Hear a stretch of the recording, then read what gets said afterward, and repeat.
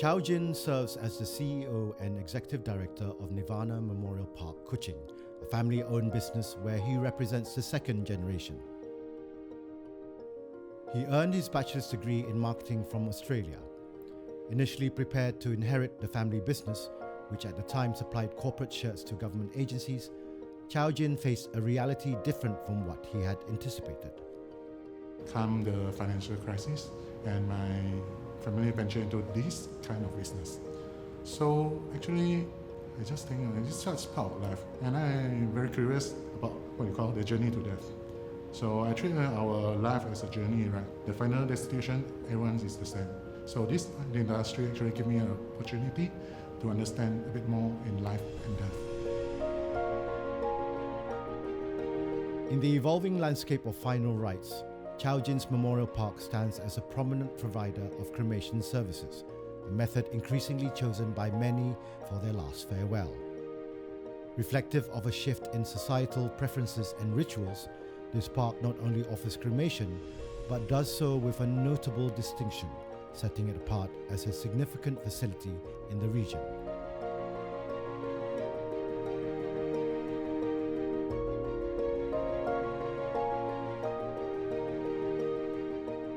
Volume-wise, we are the biggest in Sarawak. Yeah, we have 3 crematories.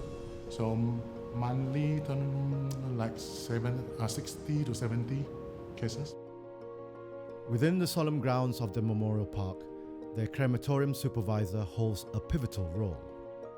He stands as the right-hand man to Chow Jin, a key figure ensuring the seamless operation of the crematorium. His responsibilities are both critical and delicate, overseeing the intricate processes that take place within the sacred space.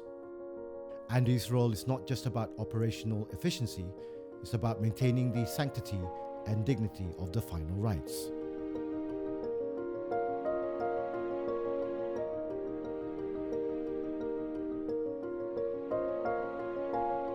Basically, daily I will check my schedule, whether the undertaker will bring the deceased on time to our crematorium for cremation.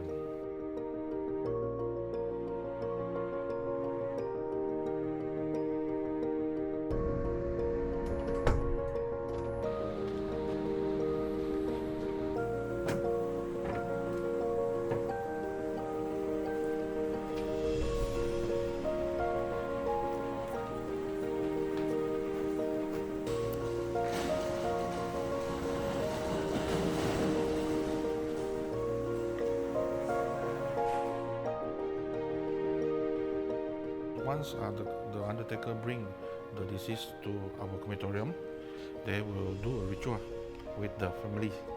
So we'll wait there first for the praying for the family, and then after everything settled, we will push the deceased with the coffin inside the casket coffin into the cremator, and then we will put the bed inside the cremator, and then we will start the process of cremation.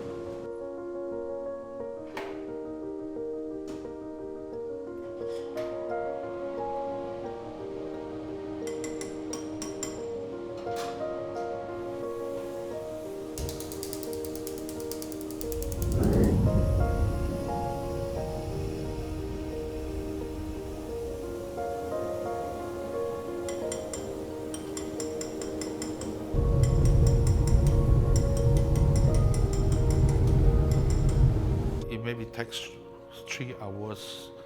It depends on the size of the body and the size of the casket or coffin.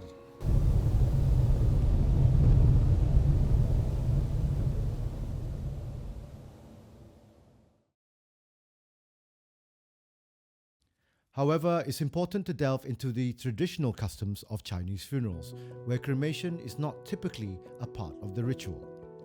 Rooted in deep cultural beliefs, the Chinese tradition holds that burial in the soil offers peace to the deceased.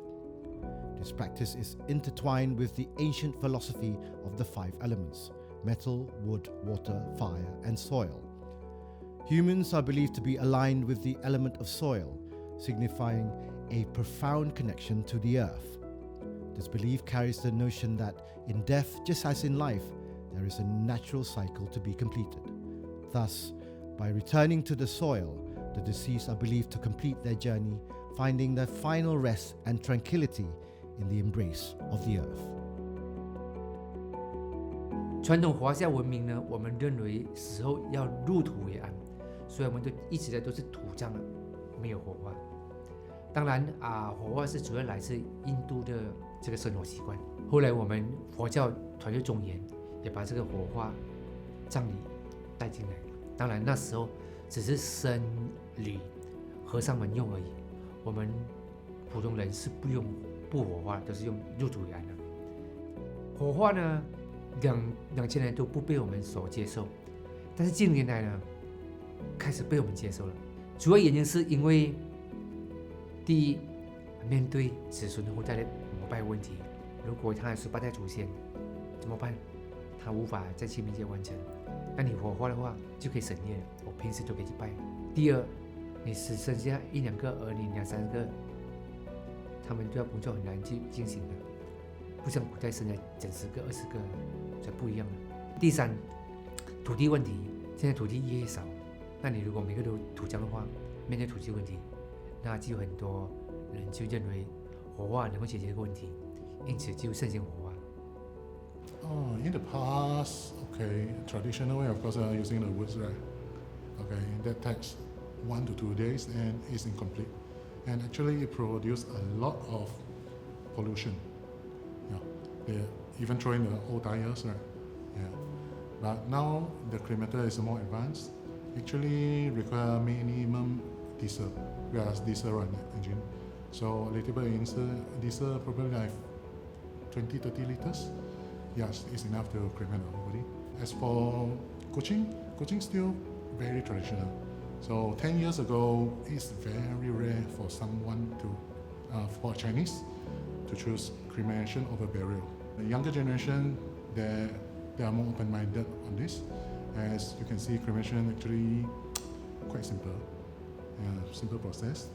And then the urn compartment here is well maintained, easier to take care of. Rather than the burial plots, you need to cut the grasses, clean up the tombstone, everything. With a smaller family members, it's quite a task to do.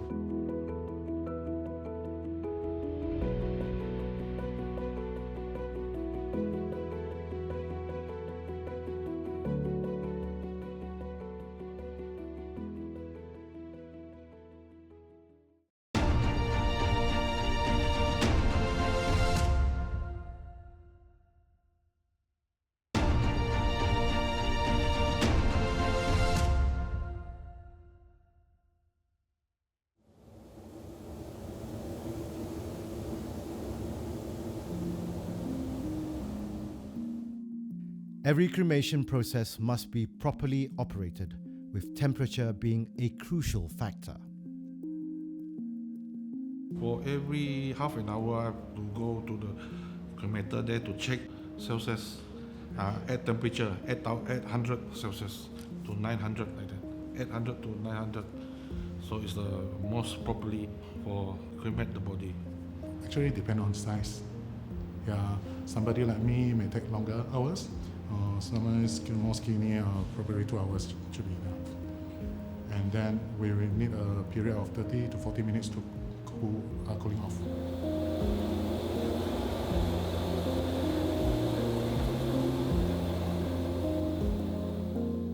As the solemn cremation process concludes, a period of cooling follows, allowing a gentle transition to the next step. In these quiet moments, there comes the time to respectfully gather the remains, a task undertaken with reverence and care, marking another significant moment in the journey of farewell.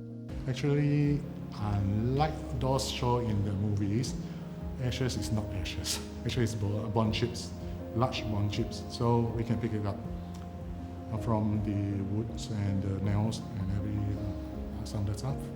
And then we'll gather it and determine which part is which, and then we'll slightly crush it to a smaller piece of bond and fill it to the urn.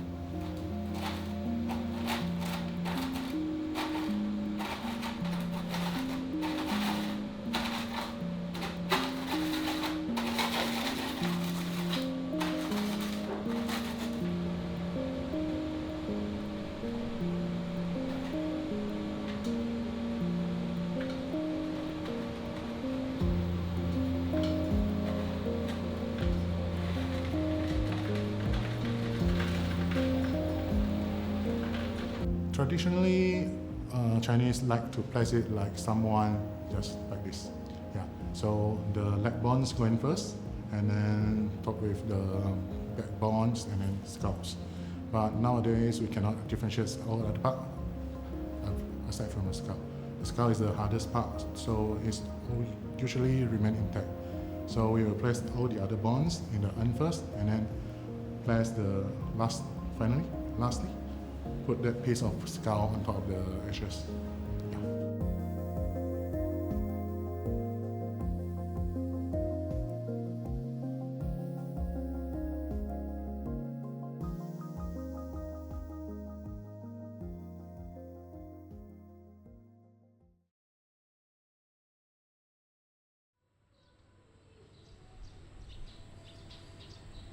Even for Chow Jin and Andy, seasoned as they are in the presence of death through their daily duties, certain moments pierce the veil of professional composure. There are situations that resonate deeply, touching the very core of their humanity. These instances, poignant and unexpected, remind us that beneath the routine of their solemn work lies a profound sensitivity to the gravity and emotional depth of their roles. Usually when you doing someone which is elder, very old, that will be more peaceful because we already expected it. But when things unexpectedly come earlier for the younger generations, like your spouse, your kid, that's very emotional. Even myself, I've been in this business for more than 15 years. I still cannot take it. When you see they are crying for their babies, for their wife, I can feel that. Once my friend passed away, so I have to cremate him personally. So I am the one to start fire. It's very hard for me. It's really hard. So before he died, he told me that please, I want you to cremate me. I don't want anyone. So I fulfill his wish. So that's one very hard for me. I accept it as a must, right? Everyone must go to the final destinations. So accept it with open heart. If they are suffering, they are departed to somewhere better. If they are departed very peaceful, that will be good for them, right? In the midst of the delicate and irreversible process of cremation, one wonders if there have been families who, grappling with grief and second thoughts, have expressed a desire to halt the procedure midway. They will scream, some of them will scream because of the family. They said, go away, fire coming, they said. So we will just let them be like that to let them cool down. So that's really challenging. I see the disease very sad, and then some of them find that we just proceed to the cremation because we cannot wait for the family to say no. Because they are very sad, we know. We're not that very sad, they're emotional. We have to do our job.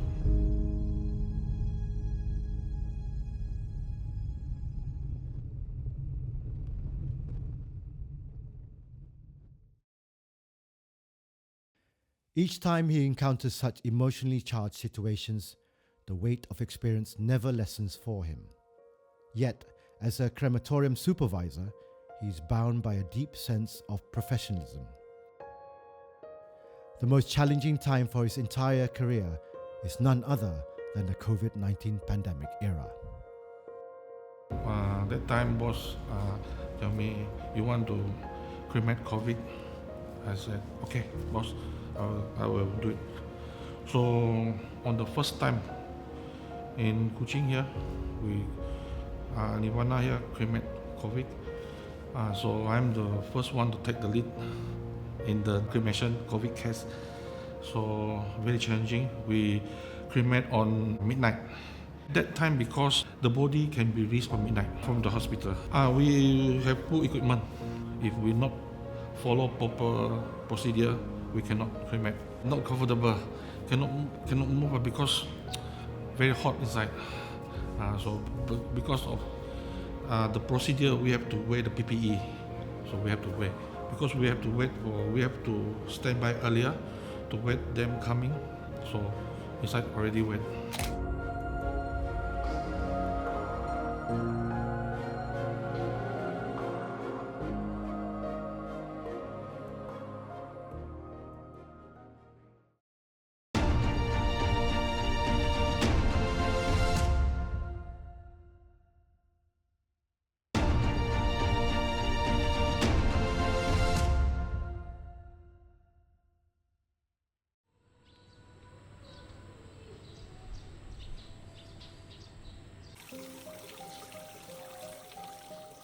Working under some of the toughest conditions imaginable, they navigated through a landscape marked by uncertainty and heightened emotional intensity.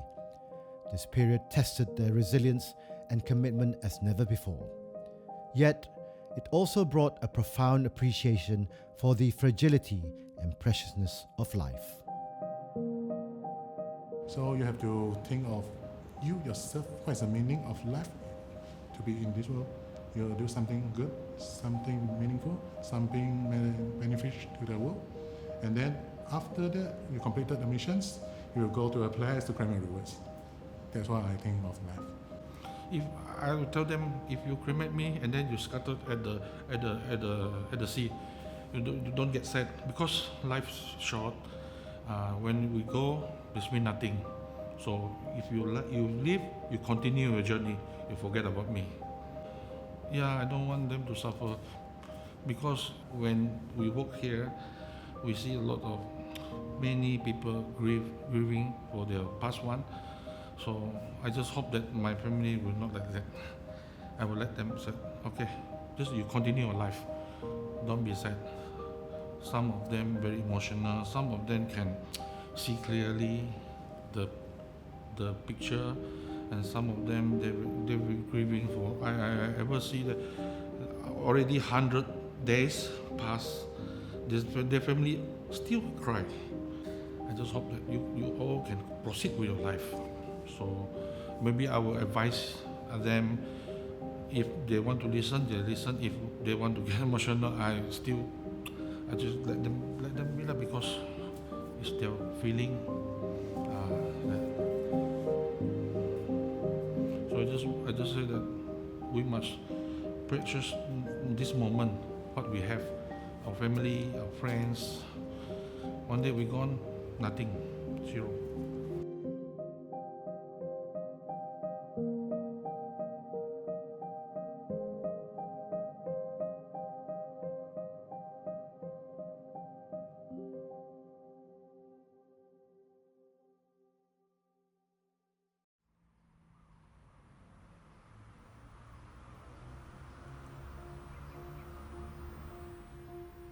It is usually advisable to be part of the funeral service, as it will really help with the grieving process.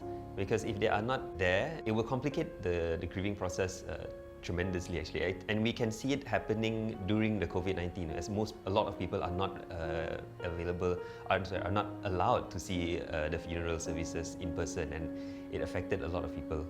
When a death occurs, a part of your identity is gone. A part of you is gone.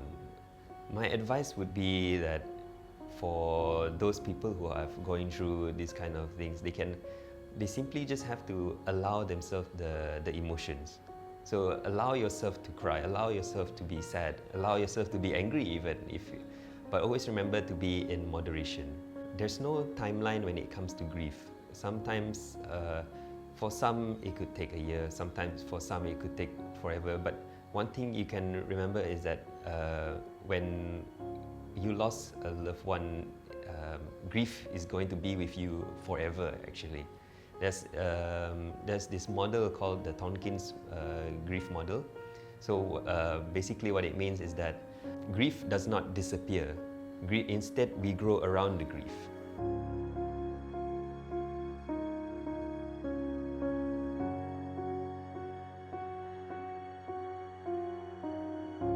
As we grow, the hole that's left behind by the grief will always be there, but we will grow around it. We will learn to live around, we live with the grief.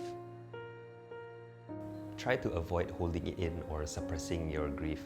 So in our society, we are so used to holding back our emotions, holding back our tears because we don't want to appear weak or don't want to make other people uncomfortable with our sadness. But it's actually okay to be sad.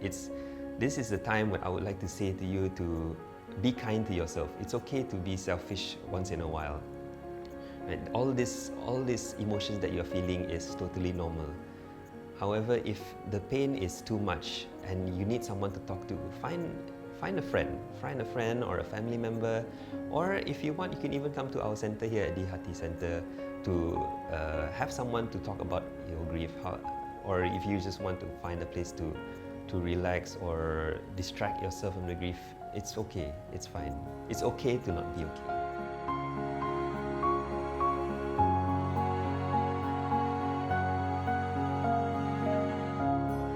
It's okay not to be okay. In the simple yet profound admission, there lies an unspoken permission to grieve, to feel, to embrace the whole spectrum of our human experience.